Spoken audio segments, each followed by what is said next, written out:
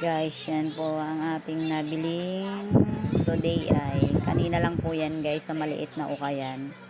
Nabili ko na short ayan, Under Armour. Yan yung kanyang embroidered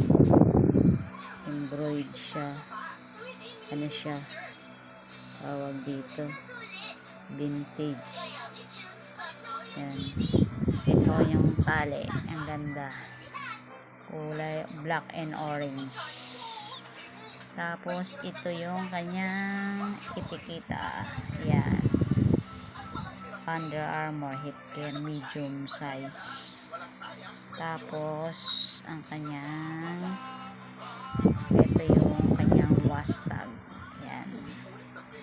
Under Armour 84% cotton, 16% polyester. Guys, ang ganda. Bagong